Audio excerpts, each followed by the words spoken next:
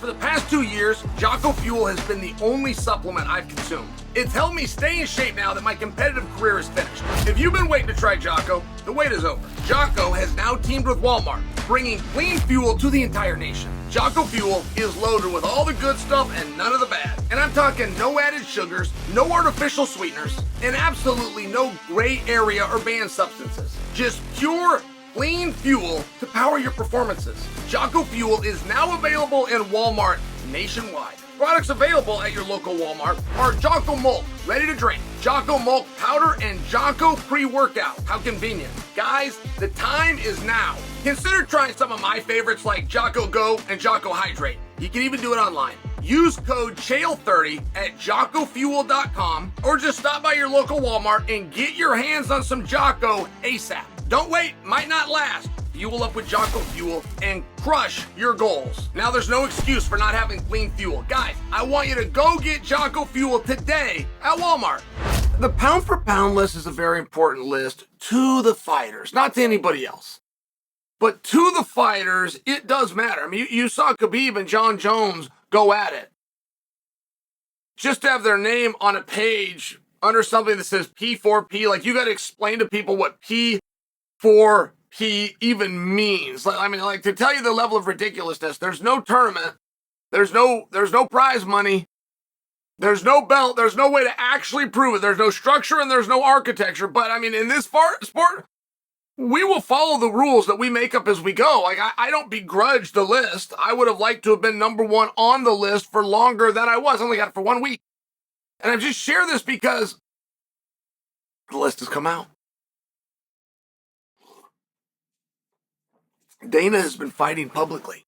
Got an argument with Kevin Iole, which spawned to a couple of times where Dana was having to defend his position against a couple of other guys. Dana was very adherent to the idea Jon Jones is number one pound for pound. And it was always a debate between Jon and Islam. When I say always a debate, I mean when Kevin Iole got this going with Dana the first time. Kevin's got it going with it 2 or 3 times now, but when he got it going, it was with Islam. And the list has come out today, and this might surprise you, but Pereira is in front of Jon Jones. Does that surprise you? It's very hard when you're looking at a 55-pounder. Or it's very hard when you're looking at, when Demetrius Johnson was king, Demetrius is doing moves that are only in video games. I mean, what Demetrius did to Ray Borg, quite literally, at the time that he did it. The time that he did it is equally as the move. Where Demetrius was behind him, he picks him up and he returns him to the mat, and as he's doing that, he throws on an armbar and taps him out. The fact that he did it at the end of the fight that he already had wrapped up, all he had to do is run out the clock, but he's still looking to finish guys. I mean, yes, he becomes number one. But it's tough to take that into account, right? Because you're looking at that and going, okay, but there will never be a circumstance where even the greatest heavyweight, Fedor Emelianenko, there was never a time when Fedor could have done that move. He's just too big. The opponent is just too big to get pick up and to slam down. And when you're doing, you move your body there. So how do you take that into account? And the typical answer, the historical answer, is you give it to the guy that is able to do the move. It's what the entire pound for pound, or at least a portion of that, is literally about. Okay. So it goes Islam, Pereira, Jones, just so you know. I'm moving Islam out just because I wanted to discuss Pereira Jones. But when you have these weight discrepancies, it does become a little bit more philosophical, which is fun. The whole thing is mythical and philosophical. There's not an actual tournament, but it's fun. When you put Pereira head-to-head with Jon Jones, and you put him in front of Jon Jones, that's interesting. That is really interesting. There is an argument going on publicly with the boss that says it should not go Islam-Jones.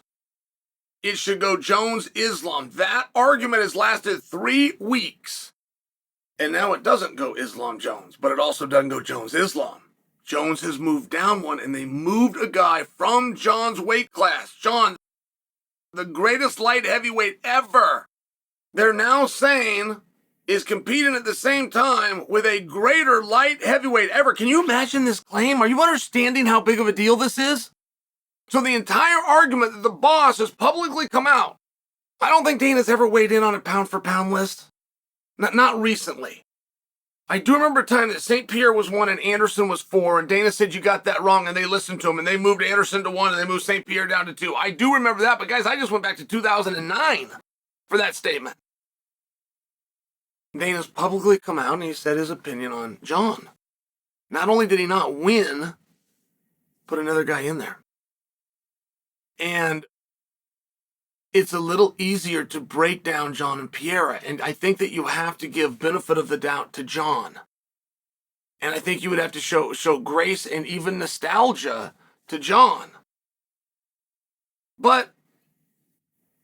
And that's just because of being dynamic. That's just because of ground and pounding guys out. That's because of going to decisions. That's because of finishing guys with the feet. That's because of going to TKOs. Jon has won every possible way that you can win. Pereira has never even gone to a decision that I'm aware of, not in championship fights. I know that he and Blachowicz are upset, but not in championship fights. He has never submitted anybody or even tried. He's won one way. He knocked him out. But then as you look at that list a little closer, you go, well, that's the ultimate way. If I'm from a wrestling background, a pin is greater than a major decision. That's just the way it is. So if Pereira is finishing more guys, the number one way that you can finish guys, even though he's got goose eggs in these other categories, maybe you do score that for him and not against him. Do you see where it gets interesting? Do you see where it becomes a debate and it gets philosophical? Now, let's look at Pereira's side. Because if you're talking about who's more dynamic, who can do more, who's more likely to go enter Abu Dhabi tomorrow, who's more likely to be able to go and enter the Olympic trials tomorrow in wrestling, right? Like in multiple sports, it's clearly Jon. But that's not how this game is played. If I was to ask you straight up, do you believe that Jon could get Roundtree out of there in 20 minutes? You might say yeah. But if I said, do you believe that Jon could get Prohaska out of there twice in less than a combined 12 minutes? You would say no. And if I said, do you believe that Jon could get Jamal out of there in less than 5 minutes? You would say no.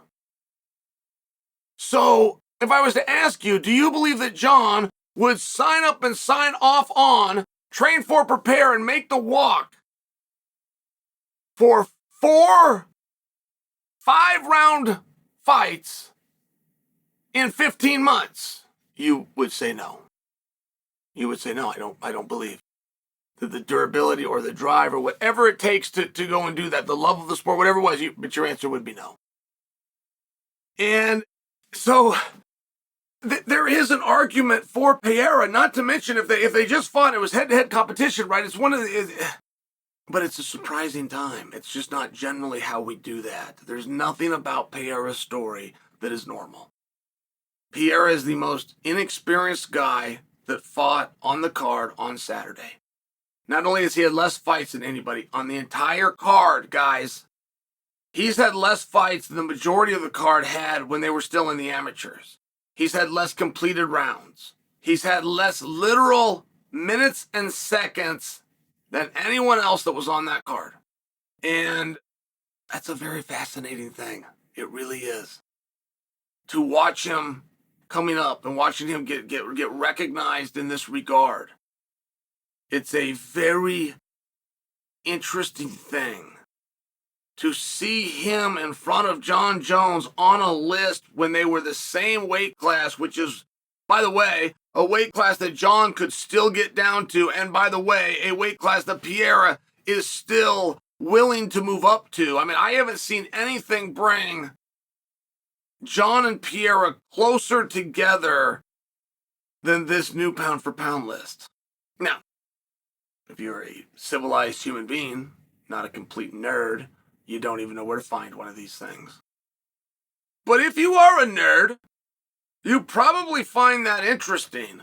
And there is nothing that just happens in politics, just so you know, ever. It's all well planned. Pereira is in front of Jon Jones in the pound-for-pound rankings. You need to hear what I'm saying And you need to understand what I'm not saying.